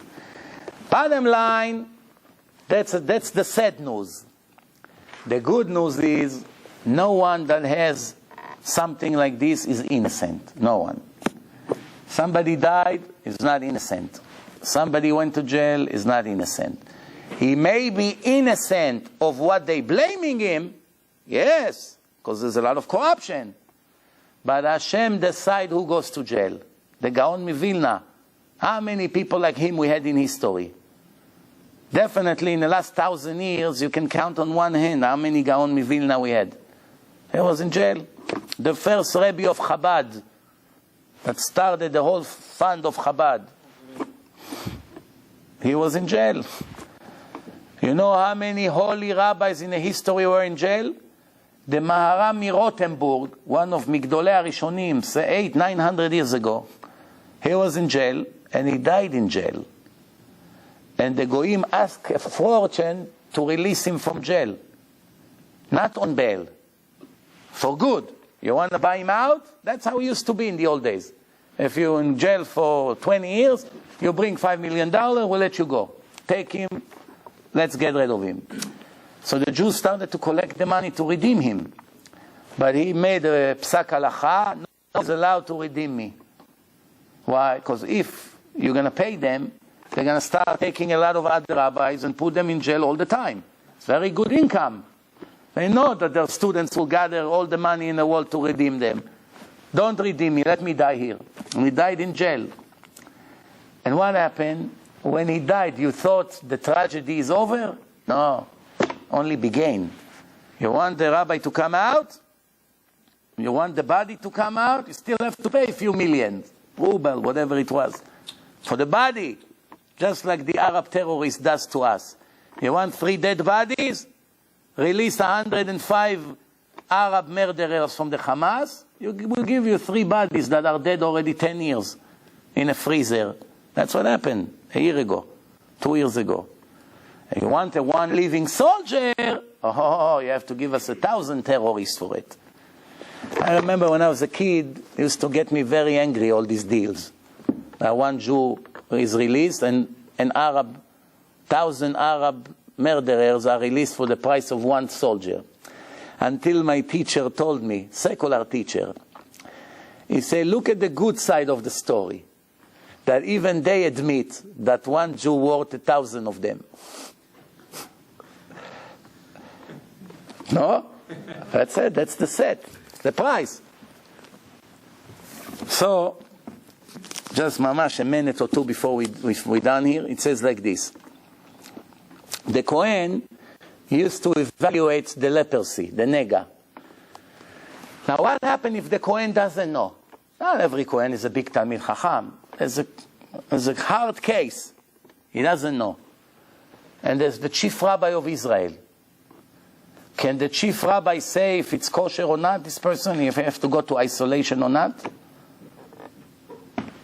Keep in mind that the chief rabbi taught the Kohen how to evaluate these stains. The Torah says no, it has to come from the mouth of the Kohen. So, if the Kohen doesn't know, Rav Eliashiv will tell him. Tell him not kosher, but the Kohen has to say. What do we learn from here? That is nafkamina, what mouth is talking. So even you can tell someone, you know, the Gemara says, Satan ve'pnina itkavnu leshem shamayim. The Satan and Pnina, they made something bad, but they really had good intentions. Pnina was making Chana upset. She doesn't have kids, she comes, she cries, she looked drunk. So she's speaking very strong again, what, you drinking, whatever. And the more she tortured her, she used to lose her kids, Pnina. But she really meant well. She wanted her to pray, to count on Hashem, to be decent. She meant well, and she paid a tremendous price for making her upset with her words. And the Satan, he came to Hashem, he said, where do you find someone like Avraham Avinu, this, that? Hashem said, go to Yov, see Yov. You're not allowed to kill him, but you can test him, you can do that. So all these, the Gemara say, one of the rabbis, I think it was Rav Levi, I'm not sure the names, 2 rabbis. One was saying the story, okay, one said the Satan, one wrote, the Satan meant well. This time, which is very, very odd, he meant well. But this rabbi did not preach about the Satan. Somebody else saying his name. So the Gemara said the Satan came and kissed his legs. And he blessed him. Imagine, did he ever get a blessing from the Satan? You're making fun, but the Satan is an angel. He's a bad angel, but he's not really bad. He's a robot. All angels are robots. Angels are programmed to do what Hashem wants them to do. The Gemara says used to be a rabbi, his name was Flamo. He used to say every day, may an arrow go in between the eyes of the Satan. So the Satan got upset. He came to him and he pretended that he's a poor man. He can come in any image he wants. It's an angel. So he came as an old man knocking on the door, give me food, I'm dying, give me food. So Flamo saw he's full of pus, full of wounds. So wait right here, I'm going to bring you some bread. Wait right here, don't come in. So he ran to the kitchen. By the time he came back, the Satan puts a show. He graduated Broadway. So now he's sleeping in the living room, dead. And the Satan make noise outside. Flemo killed his visitor. Flemo killed his visitor. And when was it? 1 hour before Yom Kippur start. 1 hour before Yom Kippur. He's eating now the Sudam of Seket, and the poor man came. So Flemo got very nervous. He ran away from town. Why? Now in Yom Kippur, everyone would point at me in the shul. I killed someone in my house. Let's Yom Kippur end. Then I come back, I explain myself. Where did he run to? To the public bathroom. It wasn't like today, $150,000 bathroom. It was a bathroom somewhere out, no electric, whatever, in the middle of nowhere. So he was hiding there. He was planning to hide there in Yom Kippur. Poor Flemo. When he got into the bathroom, all of a sudden he see the poor man is inside the bathroom. So how did you get here? I thought you dead. He said, I'm not a human being. I'm an angel. I'm just coming to you in this image. So why you did this to me? So why you cursing me every day? Why you say an arrow should come into my eyes? So he said to him, why you're making us make sins? So I was very upset with you. He said, don't you know I do what Hashem programmed me to do? I don't wish to do. Hashem tell me, that's my job. So he said, next time speak in a better language. Don't hurt my feelings. So 2 things we heard from this story. It's not a joke. One, that the Satan has feelings. Second, that the Satan sometimes like people. Who did he like? When Levi was giving the speech, he came and kissed him. So the Gemara say, why he didn't kiss the first rabbi who brought the idea to the world? Nobody knew until then that the Satan meant well. He is the one who taught the world. And this is somebody else who preached it to the public. What is it like? That there is an halacha that nobody in the world knows. And they need now Rav Chaim Kanievsky to sit, or Rav Ovadia Yosef, and come after a week with a psak halacha if it's allowed or not. And after he sat for a week and he say, not allowed or allowed, I came to the lecture in front of the world in the internet, and I taught the psak of Rav Ovadia to the world. So Hashem came and kissed me, not him. It's fair? It's not fair. He should kiss him. He is the one who told the world the truth. I'm only using him, his discovery, to pass it on. So what do you see? Who is greater? The one who comes out with the halacha, or the one who teaches it to the world? Teach it to the world is the highest. It's called Zikui Arabim. Because he said it to the world, the Satan kissed him. He didn't kiss the first one who said it. Nobody knew. Without him, nobody would know. Everyone would say, look what the Satan did to him. What happened in the end? So we see, one person, the Satan, the Satan said to him, I don't remember the whole story, but one thing I do remember, that he said to the Satan, can I ask you only one thing? Don't kill me before you let me do vidui. Only after I do vidui, confession, kill me. So if you come to kill me, give me enough time to say vidui.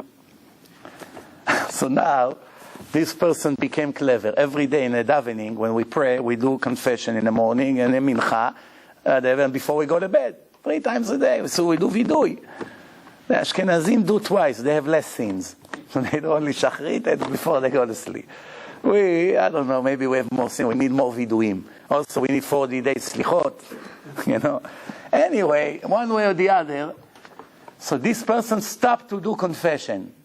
Everyone in the shul, they finish 18, so shalom imromav, rachamav, ana Hashem, chatanu, avinu. He sits, read the book. Moshe, what happened? Don't worry, I have a deal with the Satan. Now the Satan, one day the Satan has to take his soul out. The Satan said, wow, this person fooled me. He's never going to say vidui, and I promised him I'll never kill him before he say, Ana Hashem, chatati, avidi, pashati. So now the Satan say, how am I going to get this guy out? So one time, he made him walk on the street, and the Satan pretended that he's a person who's about to die. So he came, he said, hey, can I help you? He said, no, I have maybe 5 minutes to leave, I'm dying. There's nothing you can help me. One thing I need you to help me. I don't have a siddur. I don't know how to do vidui. Can you tell me what to say? He said, yes. Say Ana Hashem, Chatati, Aviti, Pasha. So he said one word, and the dying person say Chatati, Aviti. As soon as he say the last word of the vidui, he got up and said, see how I fooled you? You made a deal with me that I'll give you enough time to say vidui. You think you tricked me? And then he took his soul. It's a mashal, it's a parable. The idea is anyone who thinks he can fool the Satan or Hashem or this, think again, it's not possible. Huh? Shua ben Levi was the first and last one who did it. Shua ben Levi, it's a very big story. One of the 10 people who never buried. They went directly to heaven. So this Kohen, he gets paid for working and saying to people if they have nega or not, if they're pure, not pure. He's the one, that's his job. So they give him money. So one time, he said to his wife, there's no more parnasa. I don't know, maybe people stopped talking Lashon Hara. Or maybe they fired him from his shift. Whatever the case was, he doesn't have enough parnasa. So he said to his wife, I'm going to go to overseas. There's no more business over here. So his wife said, why do you want to go to overseas? He said, I'm tired of seeing my children hungry. I have to make parnasa. Let me make a living. So, one day he was teaching his family and he giving them this speech that Hashem made for every hair a spring. And every hair has the energy that it needs to survive, and he's sucking all his life, the hair, from this spring, from the scalp. So she said to him, your ears should listen to your mouth. You want to go to overseas to make a living. You just say that the lousy hair is worthless. Hashem made parnasa for the hair for the entire life of a person. That the hair will get the food from what it needs all her life. And even a chick inside an egg, when it's created inside, Hashem already put the yellow and the white, which is the minerals that the chick has to eat, right? Until it breaks, because the mother cannot feed it. So it's blocked. If you're inside the box, imagine a baby was born with a metal box, safe, in a safe. There's no way to reach him. Nobody knows the combination. He's inside. 6 months, they try to break it. So, okay, at least we'll give him a funeral. Probably dead inside. After 6 months, they open it. They see steaks, this, milk, whatever you want, ice cream. All ready for him. Faucets. Open here, ice cream. Open here, soup. Open here, whatever it is, milk. Inside. This is very interesting. Every bird that is created inside an egg, Hashem already took care of all the food for it because there's no way to feed it. Other birds, the mother comes to the nest, lay there and feed to mouth. Or other species, they have ways to feed their children. As soon as they're born, they breastfeed. But these chicks that they cover inside the egg for this period of time, they have everything they need. Be'ezrat Hashem. We should know one thing. One last question to answer. Why Hashem doesn't make today people that speak leprosy and Lashon Hara get leprosy? Why? Why is it? The answer is because we don't have the merit anymore. In the old days, people were very high in their holiness. So when they used to make a sin, it was much, much more obvious that Hashem is angry and punishing. The more generation passed by, more and more, and people lowered and lower and lower their level, it gets to a point that we lost Bet HaMikdash. We don't have the temple. We don't see the 10 miracles that used to happen every day in Bet HaMikdash. The smoke, no flies in the kitchen when they cut all the meat. A lot of miracles that no woman ever lost her baby from the smell of all the meat on the fire. All kinds of things like this that they saw every day, 10 miracles in the Bet HaMikdash. The way the smoke goes up, even in a windy day, it goes up like a pillar of smoke. It never spreads to the side. All kinds of things. So, we don't have it anymore. We don't have, even in the stories of the Gemara, we read in the Gemara what the Chachamim was able to do 2,000 years ago compared to what they can do today. It's like two different worlds. When people read sometimes the Gemara, they laugh. Why you laugh? You really believe that it happened? You really believe? One of the questions somebody asked me, say in the old generation people used to live hundreds of years. Noach, this, Metushelach, Adam, hundreds of years. Today, 70, 80, finished. Why? Who knows why? Because Hashem doesn't give us life the way we understand. It doesn't go 70, 80, 90 or 50 years, no. Hashem, in every baby who is about to come to the world, He knows the soul of this person. He knows the tikkun of that soul, the test of that particular soul. So now, me, I have a test, he has a test, he has a test, everyone has a test. Now, Hashem knows how many hours in my life, net, not gross, net, I need to be able to succeed in my test. That's it. On top of that hours, He gives us extra hours for sleeping, for bathroom, for food, for creating tables, for creating cars, for standing on lines, for going to the bank, whatever, to create our clothes, to sew, to drive, traffic. He adds it to the X amount that He wants to give us net for spirituality. How many hours you be up, free from your work, free from traffic, free from eating, free from sleeping. How many hours net I'm giving you to succeed in your mission? That's only Hashem knows for every person. In the old generations, if a person wanted to plow the ground, you know how long it used to take him? Months of work from morning to night. He had the primitive thing, and he goes with his donkey, and he holds it, and the donkey walks, and he makes one line. And then he go another line, and another line. Hundreds of lines. 3 weeks. Today, tractor, starting the tractor, 1, 2, 3, 4, 5, 1 hour, it's gone. 5 weeks of work, 1 hour of work. Life doesn't need to be that long. The extra that Hashem has to add to the spiritual net is a lot less. The net is the same net. Noach and me has the same net. Adam and me has the same net. The gross is different. Why? To make one suit was 6 months of work. Whole hand by hand. Today you go kneading machine, computer, you saw the kneading machine? Half an hour, you have 100 suits ready. $1,000 each. Go make a tailor handmade suit. See how many months it's going to take.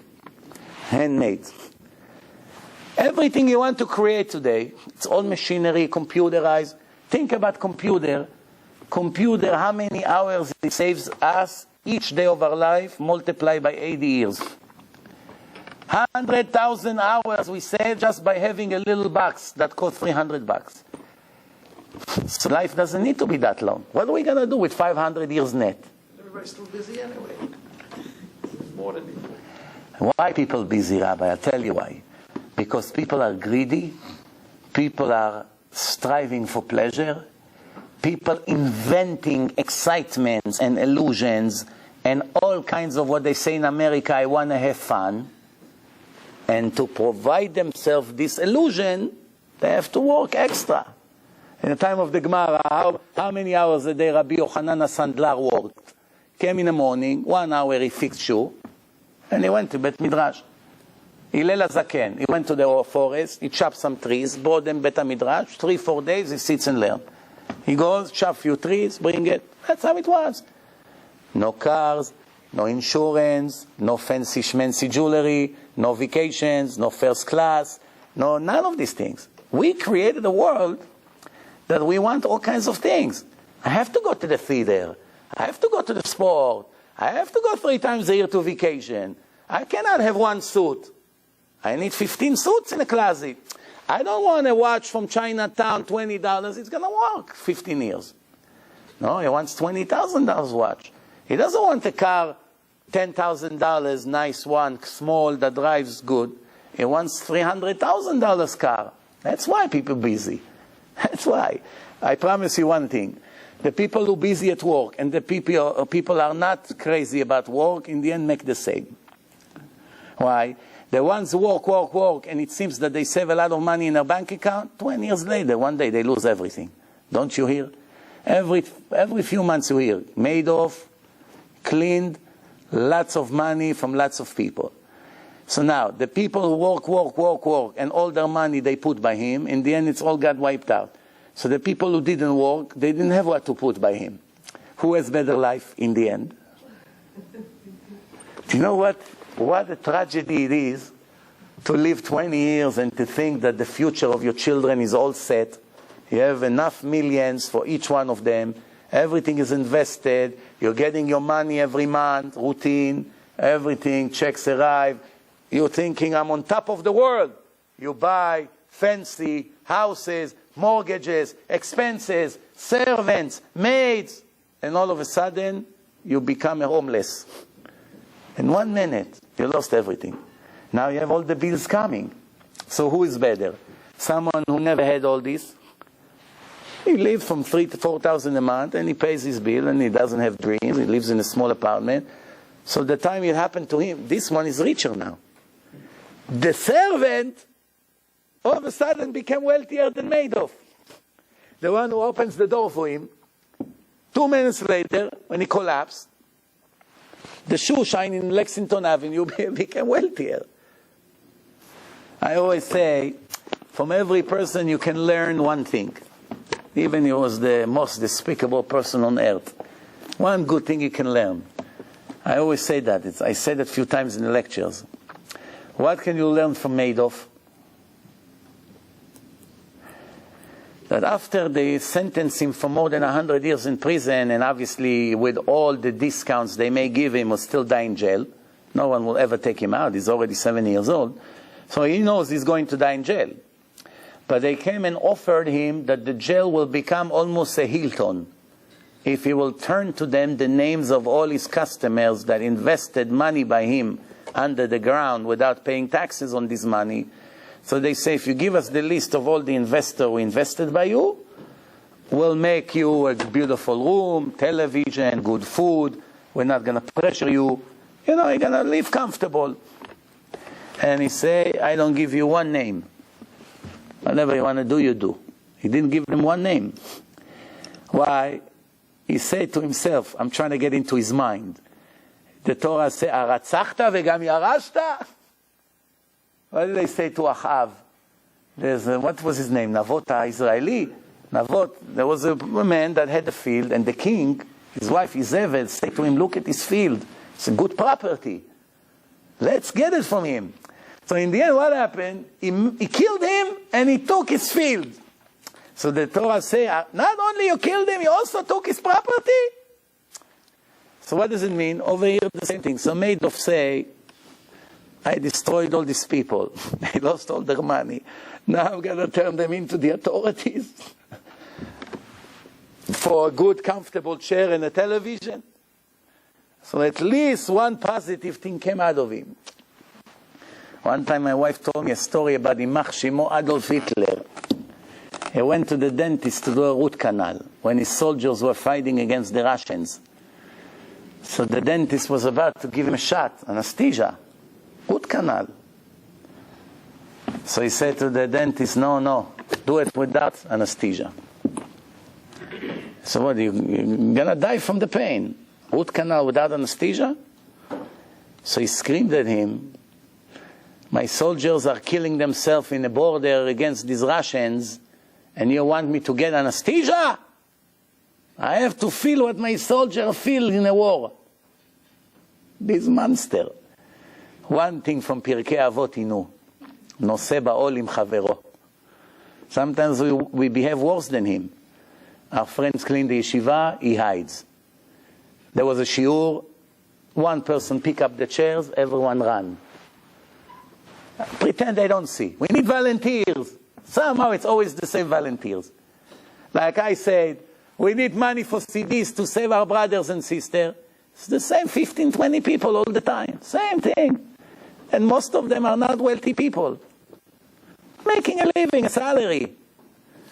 Same people. What about all the millionaires, all the billionaires? They can send a few thousand here, a few thousand there. They don't care. Doesn't bother them. And some of them very religious, supposedly. Hashem knows who's religious and who's not. We don't know. Maybe they do other things, I don't know. But I'm saying somehow it's the same volunteers. Same volunteers. And those who volunteers, you see that they made it their business. Tell me if you need more, where we need, where. They even ask, where do you find a person who comes ask you, where can we help more? It's very rare today. It happens to me only a few times in my 18 years that I work. That a person came to me and say, how can I help? It usually never happened. I don't know, maybe I can count on one hand, maximum two hands. In 18 years, hundreds of thousands of people's names, I can count on one or two hands. How many times someone comes and say, how? Not I run and beg him. Or call him 500 times and come to the meeting and he doesn't show up. No. And then in the end he feels bad and he gives because he's embarrassed. No, someone who comes and says, I like what I see, how can I help? It happens very, very rarely. You know, one rich person, there was a poor person coming to him all the time. Help me, help me, help me. He didn't want to help him anymore. So he said to him, I have to marry my daughter, I need $10,000, I have nobody to turn to. Help me, you have billions, help me, give me 10,000, help me. He doesn't want to give him. So what did he do? He knew, the rich man, that he has $8,000 in his bank account right now, that day. So he gave him a check for $10,000. He knew the check will bounce. The check will bounce. By the time it will bounce, this person will be on a plane back to Israel, because he came to collect for his daughter's wedding. So he doesn't have the money to come back again on a plane and hustle me again, the rich man thought. So let me give him a check that will bounce and get rid of him. He doesn't leave me alone. So I gave him a check. So he comes to the bank. He says, here is my ID. I want to cash this check. So they said, there's not enough funds. In the old days, they used to tell you how much you're missing. Today, they're already very careful. They don't tell you. We cannot discuss the account. And he said, why? How much I'm short? She said, $2,000 is short here to pay for the check. So what did he do? He went and collect 50, 20, 30. She counted his money. He had about 2,000 and change. So he made a deposit in the account of the rich man for 2,000. And he said, okay, now cash the check. There's nothing she could do. She cashed the check. The rich guy found out that his account is clean. Now let me ask you a question. If you were this nasty rich person, I hope you're not, but let's say you are the one. After the poor guy cashed the check, what would you do? He tricked you. You gave him a check. You wanted to trick him. He went and tricked you. What would you do? He took him to Beit Din. The rich man took him to Beit Din. What do you think was the verdict of the Beit Din? Who was right? Favor of guy. The poor man. The poor man or the rich man? The rich man said, I gave him a check, but I knew I don't have the money to pay for him. I had no intention to give him this money. Just wanted to get him off my back. The poor man say, anything in the Torah prevent me from giving him $2,000 donation? No. I gave him 2,000 donation, and then he paid me his obligation. What did I do wrong? It's a hard case, no? No, what's the answer? I tell you, I know the answer. I know the answer, but I'm going to keep you waiting until next week. Let's see if you come up with the answer. Huh? Yeah, dvarim shebalev, yeah, enam dvarim. No, you know, we find Rabbi Akiva promised and he had his mind that he won't keep his neder. There is things like this. It's a good question. All right, maybe I won't do it to you. So the answer is that the poor man was right. He couldn't collect from him. Why? I'll tell you why. Even if it's a hard case to know. Let's say you don't know the answer. You don't know. Not everything in life you have the answer. There's one rule in the Torah. When two Jews, or even two individuals fighting about money, Reuven claims it's my money and Shimon claims it's my money, and you don't know what to do, the one that has position on the money, stay with that. Why? Because I cannot get it out of his hand when there is a doubt. Maybe it's his. When there is a doubt, I cannot take actions. I can only take actions against the person knowing he's guilty for sure according to the Torah. So maybe really the rich man's supposed to get it. But who has it right now? The poor man. Since we don't know, it's 50-50. We have to wait until Eliyahu Hanavi would come. המוציא מחברו, עליו הראיה, the Gemara in Baba Metzia said it. So, Baruch Hashem. Thank you very much.